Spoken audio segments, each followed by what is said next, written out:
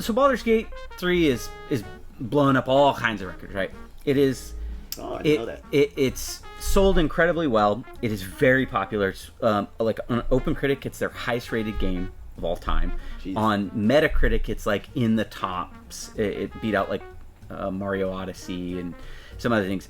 They were number 9, maybe even 8 by now of highest concurrent players on Steam. So they had almost 1 million people playing all at once. Dang. This isn't like owners, this isn't a maximum amount of people that have ever played it.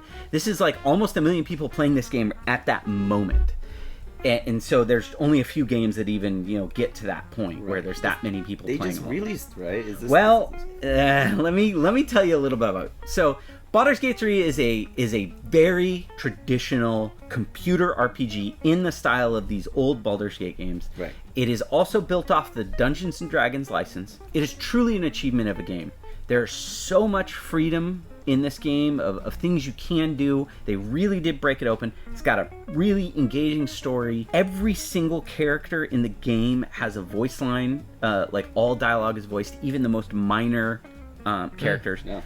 It is just really, really, really... so the NPCs even It's a real achievement. Wow. And a lot of people are going, this is fantastic. It's something we've always dreamed of. The Studio Larian, this is the type of game they've made, so it's just like a natural extension. There are some people that are mad about it, and it's largely coming from developers who are mad that players are going to think that every game should be this big. They're setting the bar, the expectations. They are upset that the bar has been set too high. This is not just... This same thing happened when Elden Ring came out. When Elden Ring came out, there was a bunch of... there was even more like big-time developers that were complaining because Elden Ring was so popular. And yet, there was an Ubisoft like open-world designer or UI designer who was like, I hate that this is so popular because it flew in the face of a lot of things they did. Well, so he had to stop making the same template for Watch he was Dogs, like, there's no Assassin's towers. Creed, Far Cry. Yeah. How do I find out where I'm supposed to go? Yeah, this is bizarre. The sentiment was developers were saying, you shouldn't expect everyone to make a game like this. Right. Yeah.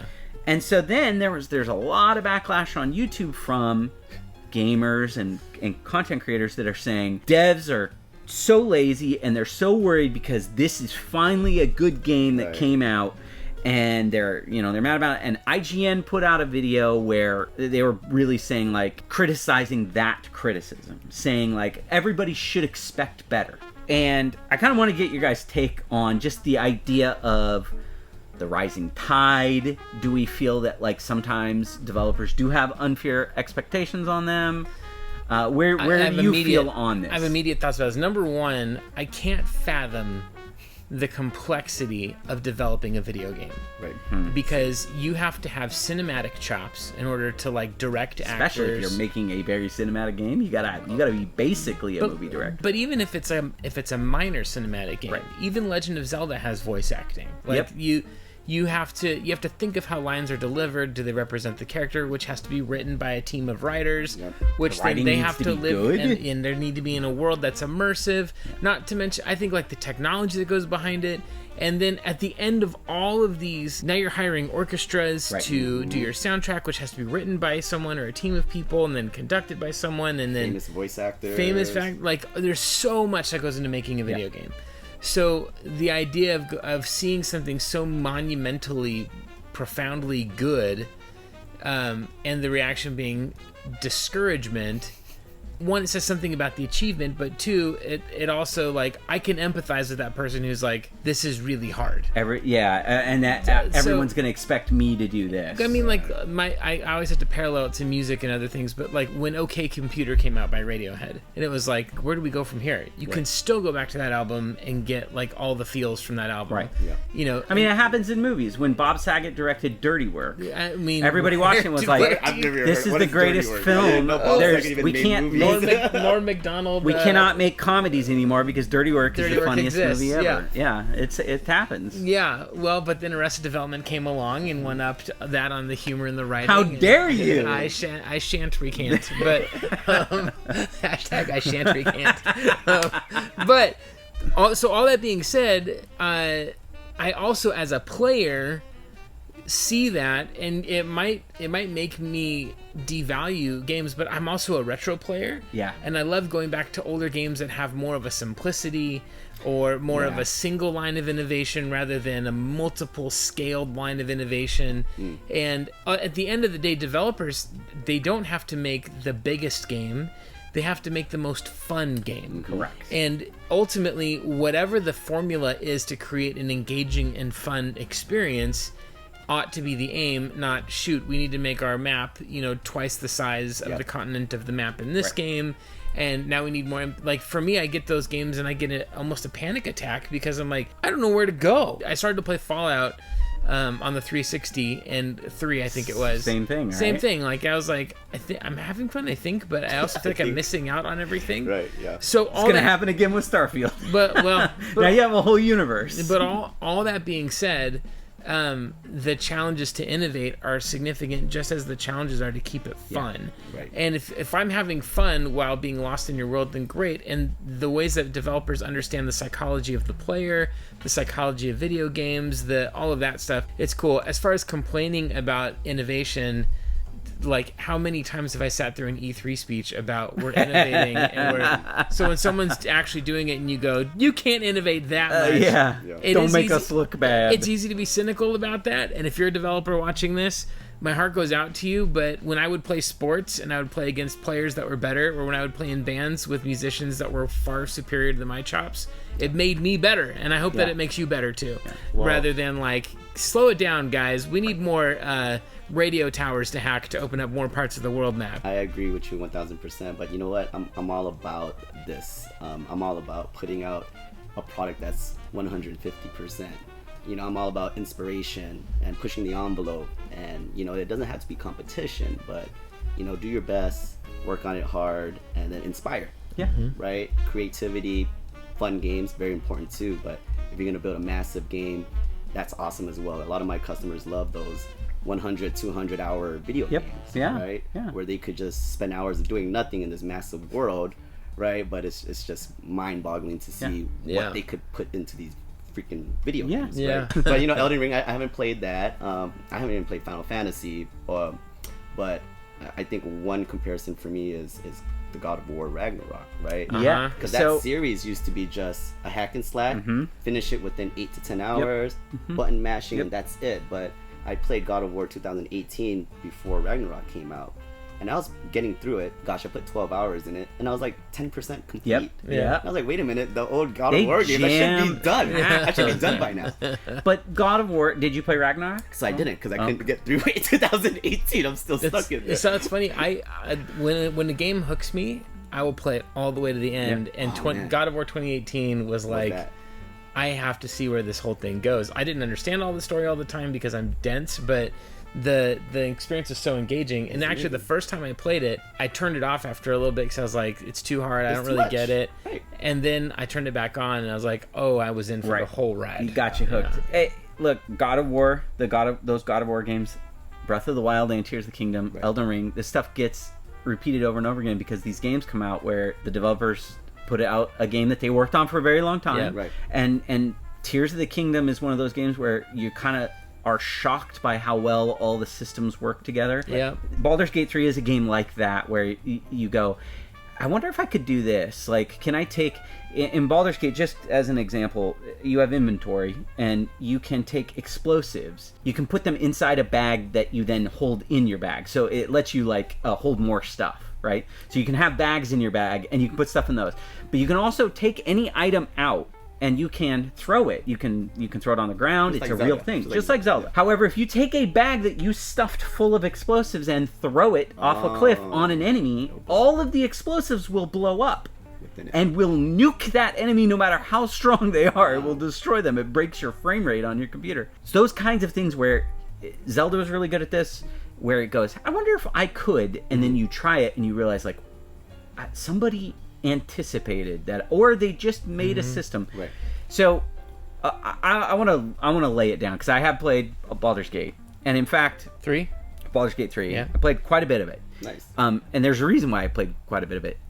The big thing that is really coming out from gamers is like, this is a game with no microtransactions and is completely polished, and this is what we're saying. Everybody should be, being held to that standard. Right. And what gamers, we love to get angry.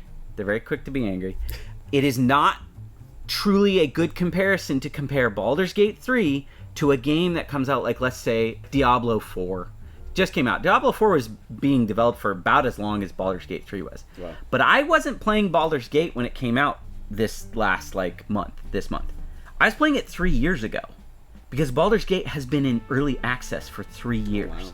I bought that game back then, and was that when I'll tell you, I played it the day it came out in early access, and there were bugs aplenty. For sure. There were whole parts where my brother and I were playing a co-op campaign, and our entire campaign broke because our characters could no longer talk to other characters. We couldn't advance the story at all. We turned it off and we said, we'll come back in a little bit. And I've restarted that game 5 or 6 times. When that game came out, there was only a third of the game was out. So it is not the same thing as a game that just came out. That game did not just appear. True. It's been being built for 3 years. Now, should every game come out in early access and beta test for that long? Maybe, if it produces this. But there's a lot of people that are thinking that this game just arose and is now perfect. They've been working on it for like 7 years. For 3 years, they've been doing... Imagine a game that's been out for 3 years with all the patches that have come since. Compare it to something like that. Okay, so something comes to mind. Cyberpunk. But they messed up because they released it as of now, early access. Think about, and now it's like a really good. Think about where game. Cyberpunk is right now, and that even hasn't even quite been. I mean, it's about been 3 years. 3 years. So imagine if Cyberpunk came out now. Back then, when it first arrived, people maybe would still have some things, but it wouldn't be nearly the same. But it would have been 15 years because that game took like Correct. 10 years in development. And I'm not making any value judgment on which way is the right way to go or not. I think Baldur's Gate is worthy of saying this is awesome, and it would be nice if more people could do more stuff like this. Yep. Yeah. But Larian Studios is a company that only makes these types of games, so they're very good at it. They have 400 developers, which is more than most even big studios do. Yeah. And they were building the game for 3 years with player feedback. If anyone else chooses to do that and comes up with a game that's just in the same good, fantastic. But I'm not going to expect Concerned Ape, who made Stardew Valley, single guy, one guy by himself. Right. I don't expect him to make a game this big. Right. I don't expect any indie dev who's a small team making a small game. I'm not going to hold it to the same standards. It's not the same thing. But there is this element of devs, and the other thing is that gamers should be angry, but they shouldn't be angry at developers, because there probably isn't a developer alive who wouldn't take an extra 3 years to make the game they're making even better. Right. You need to be mad at the publishers, because those are the people who say, game has to come out, we don't care, ship it with the bugs, put in a patch later. Bobby Kotick is the person to be mad at. Those are the people to be angry with. Well, and you should be angry with them if they put out games that are broken. Games shouldn't come out broken. But I don't think there's a dev that's being like, I've been working on this game for 7 years, and I'm happy that it was broken when we pushed it out. They would have all said, we'll work on it for another year, easily. Of course. When you put it that way, what they're upset about is that it's working as well as it is. Perhaps that's just what is required to develop an open world game, is you have to have a development cycle that is a 10-year development cycle. We are finding that more and more these days, right? Yeah. I mean, and you can't expect the principles that guided game development in the late 90s and early 2000s to cross-apply to 2023. Nope. And yet at the same time, I think there's this question of, well, is it worth it? Because if I am the publisher, I'm like, look, I'm going to sink money into a team of 400 developers. I have to not, like, this isn't charity, like, it's a business, and I ultimately have to profit on this venture. And looks like that they are, but there are lots of teams that go for it. And Larian is independent, so they didn't have a publisher telling them, you have to be out now. And Deadlines. their early access funded the development. because they sold it. You could opt in to buy it, and you knew what you were buying. I, at no point, was ever angry that the game was broken in a lot of ways, because I knew that I was buying an early version of the game. I wonder if one of the byproducts, too, is that it gives you a sense of ownership over the game. Like, I helped make this as good as it is, and that gives players more goodwill towards the game. I will tell you the downside of early access, I've done it now a couple times, is that when I buy games that I really get into in early access, I burn myself out on before they come out. Yeah, so I put like 200 hours into Hades, but I never played that game after it came out where it had an ending, because I played it too much in early access. Same thing with Dead Cells, same thing with Rogue Legacy 2. I played too much of it early, and I realized all the cool stuff that they add later I just ended up missing because I just played too much of it. That's one of my concerns that I was thinking about how you're gaming with Baldur's Gate 3. You've been playing it for how long? How long was early access? 3 years. 3 years. So, and I haven't played it at all since it came out. So I'm going to tell you this. I'm going to be honest with you. I played a little bit. When I download a demo of a game that comes out 2 weeks before the launch date, I play the demo, and I think that's good enough for me. I'm not even going to purchase the real game, right? Or I'm not even excited for the real game anymore. I already got a little taste of it. Yep. You've been playing this game for 3 years. Now, for me, I want to be surprised. I want to play something fun and revolutionary where they just drop on you, like Tears of the Kingdom, even though Breath of the Wild was basically a port of the game. Now, playing a game that's developing for 3 years, do you get the same excitement when it drops? It burns it a little bit. And also, remember, I played that game so many times, starting over and over again, playing the same area because it was all that existed. I've never seen the second 2/3 of the game where there's all new areas, the rest of the story. Yeah. I'm hoping to get there because I do really like it. Baldur's Gate also, you create a character, you can create a different class. You can play the game totally differently. So the second time. It's stuff. worth it. Yeah. But you wouldn't do this with, like, I don't know, a driving game or something where it's like, like or a Mario Kart, or even like a Mario where they're making bespoke levels. Like, it would be a little rough to play Mario in early access. Yeah, World 1 you can play World 1 over and over and over again, get really good at it, and then when it comes out, you're like, I don't want to play World 1 again. Right. It's a double-edged sword, but it allowed them to make the game they did. The game is really fantastic, and I think any developer should be saying, what can we take from this game as good ideas? What can we take from Tears of the Kingdom and say, that was a good idea. We should do something like that in our game. I think that's exciting.